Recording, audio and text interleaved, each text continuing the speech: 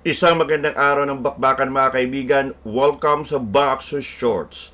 Ako po si Atty. Ed Tolentino, kasama ninyo sa inyong corner pagdating sa usapang boxing. Dito sa Boxer Shorts, hindi po tayo nagpapamonetize. Handog sa inyo, diretsong opinion, hango lamang sa ating passion. At ngayon, sa edisyon ng Boxer Shorts, bilang tugon sa inyong mga kahilingan, narito ating pahabol na post-fight analysis sa laging bakbakan sa pagitan ni WBA Bantamweight Champion Seiya Tsutsumi ng Japan kontra sa The Filipino Challenger, ang The Filipino Flash, Nonito Donaire Jr. Officially mga kaibigan, nanalo po si Seiya Tsutsumi via 12-round split decision para mapanatili ang WBA Bantamweight Championship. Pero napakaganda ng labang ito mga kaibigan. Ibang klase ang aksyon na ibinigay ng dalawang boksingero. Nandiyan pa ang kontrobersyal na 4th round kung saan muntik ng matsugi si Tsutsumi. Pag-uusapan po natin, i-breakdown natin ang labang ito sa lengguaheng inyong naintindihan. Lahat ng yan, dito lamang sa Boxer Shorts.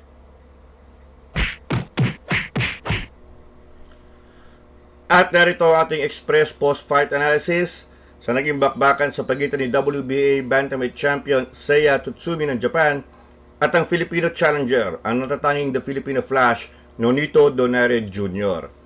Ang labang ito ay ginanap last December 17 dyan sa Japan, teritoryo ni Tsutsumi.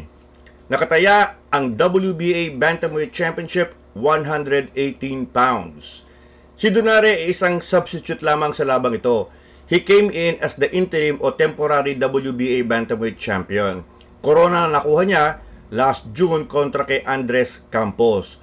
Ang totoong kampiyon ay si Seiya Tsutsumi, and originally, he was supposed to fight ang French-American boxer na si Antonio Vargas. Sila talaga maghaharap mga kaibigan.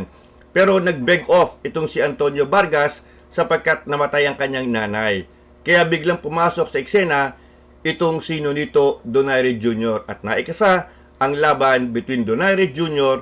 and Seiya Tsutsumi. Now, sa labang ito mga kaibigan, kontra kay Tsutsumi, merong mga historical ambition si Donaire. Donaire at age 43, nagbabalak siyang maging number 3 oldest boxer to win a World Boxing Championship. Ang pinakamatanda of course ay ang Amerikanong si Bernard Hopkins, na naging kampiyon muli at age 49. Number 2, ang Amerikanong si George Foreman na naging heavyweight champion ulit at age 45. So yung number 3, dapat sana kukunin ni Donaire at age 43. Also, balak din ni Donaire na maging the oldest bantamweight champion naman. Balak niyang sirain ang record na siya mismo ang nagtala noong 2021. Back then, tinalo ni Donaire si Nordin Ubali to become the oldest bantamweight champion at age 38. So yan ang mga historical ambition ni Donaire sa kanyang pagpasok sa laban kontra kay Seiya Tsutsumi. Pag-usapan natin ang aktual na laban mga kaibigan. Ang ganda, bravo, ang ganda na pinakita ng dalawang boksingero. Ang tapang, ang bagsik ng mga suntok na kanilang pinakawalan. Para bagang nilagyan mo sila sa drum, at doon sa drum, yung limited na espasyo doon sila nagsuntukan. Bakbakan to the max. Yung first 3 rounds, nakita po natin yung vintage Donaire, yung kanyang experience, yung kanyang ring IQ. Itong si Tsutsumi is coming off injuries and inactivity.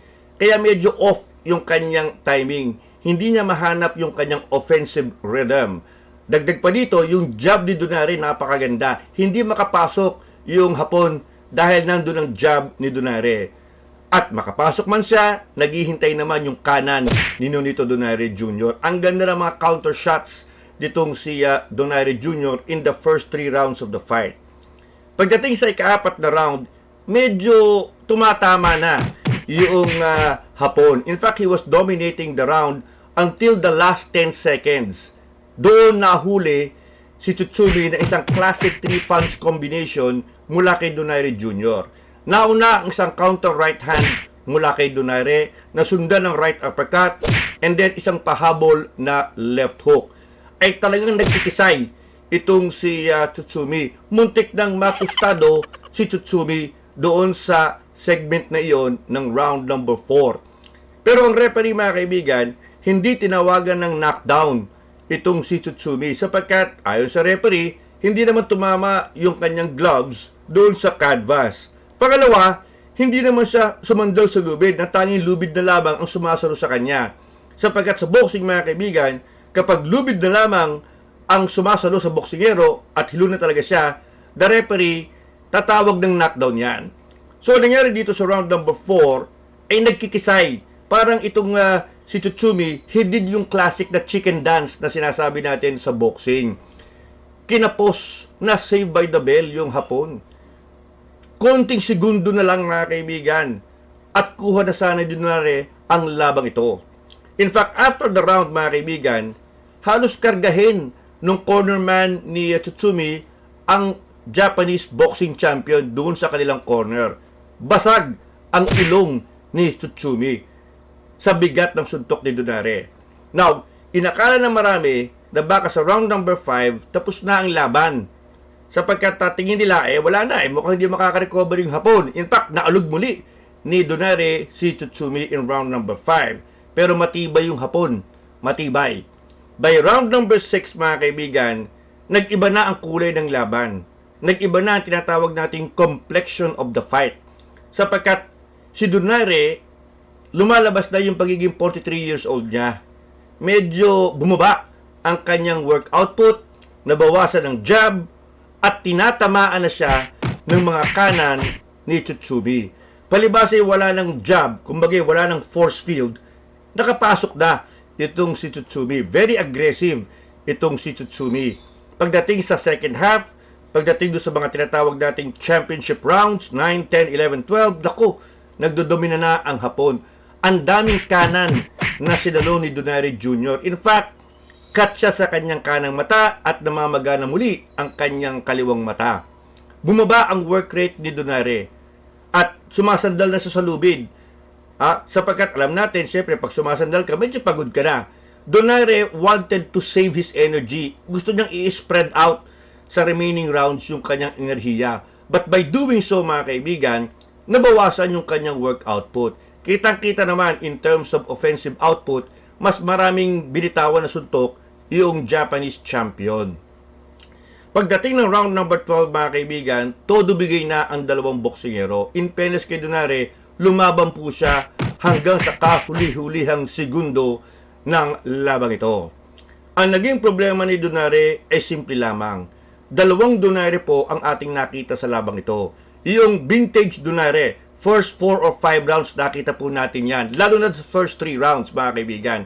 Pero pagdating ng 6, yung remaining half ng laban, lumabas naman yung 43 years old na Donaire. So nakita natin yung batang Donaire in the early rounds, nakita natin yung matandang Donaire in the second half. Remember, in this fight, mga kaibigan, si Tsutsumi is 14 years younger than Donaire Jr. So, yung kanyang fuel tank, mas may laman. Lalo na pagdating sa mga huling rounds ng labang ito. Now, the decision in this fight, mga kaibigan, ay split. Isang judge para kay Donaire, isang judge para kay Tsutsumi, at nagkaroon ng tiebreaker. Yung isang judge who scored the fight also for the Japanese champion. 116-112 Donaire. Yung isa, 117-111 Tsutsumi. Itong score na ito napakalayo, mga kaibigan. Tila baga si Stevie Wonder ang nag-judge dito. Bulag. And it's a wonder why ganun kalayo ang tingin niya sa laban. Hindi po ganun kalayo ang labang ito. Yung 115-113 na score para kay Tsutsumi, ito tingin ko pinaka-acceptable. At talagang ganun kadikit ang labang ito. Lumalabas at 115-113, 7 rounds na punta kay Tsutsumi, 5 rounds dito kay Donaire. Kaya kung titinan nyo nga, parang ganun nga nangyari. Parang first 5 rounds kay Donaire, and then the last 7 rounds parang sinwip nitong si Tsutsumi. So yung 115-113, mas credible na score para sa akin. But do take note, mga kaibigan, this would have changed. The score of 115-113 could have easily changed had the referee called a knockdown, because that would have given Donaire a 10-8 round, a 2-point lead dito kay Tsutsumi. At maaaring nabago yung 115 na 113 na scorecard. Kaya lang siyempre, sabi nga po natin, balik tayo sa realidad. Hindi tinawagan ng knockdown at nirule na 115-113 ng isang judge para kay Tsutsumi ang laban. Nanalo by split decision itong hapon. I believe he deserves yung panalong iyon, mga kaibigan, sapagkat pinakita niya yung kanyang tibay at talaga namang humabol siya. Kitang-kita naman yung palitan ng suntok. Iba na yung mga patama ng Tsutsumi in the second half of the fight. Now, Donaire, of course, to his credit, was a threat down to the last round. May pa-counter-counter pa rin siya na talagang delikado. Lamang nga, sabi nga po natin, napakahirap talaga to turn back the clock kung ikay 43 years old na. Okay? Ganun po talaga ang sitwasyon ni Donaire. Ngayon, saan papunta ang dalawang boksingero? Unahin natin ang WBA champion na si Tsutsumi. He is back as the real WBA bantamweight champion. Obligado po siya na balikan yung laban kay Antonio Vargas. Utos po ng WBA na, hoy, mag-usap kayo ulit at ituloy nyo ang naudlot yung laban. So, itong si Tsutsumi will be defending the title against Antonio Vargas. Sapagkat nung wala si Tsutsumi, when he was undergoing treatment sa kanyang mga injuries, itong si Vargas ang naging parang interim at regular champion. So, kinakailangan they have to settle the score. Ang tanong naman dito kay Nonito Donaire Jr., of course, ipinakita niya that he remains a threat. Very entertaining pa rin lumaban itong si Donaire Jr. Pero ito po ang sitwasyon, mga kaibigan, ang realidad. Donaire is 43 years old. He has lost 3 of his last 4 fights. Talo kay Alejandro Santiago, knockout kay Naoya Inoue, talo kay Tsutsumi. Ang tanging panalo niya kay Andres Campos is only by technical decision. And Campos was not even a legit bantamweight fighter.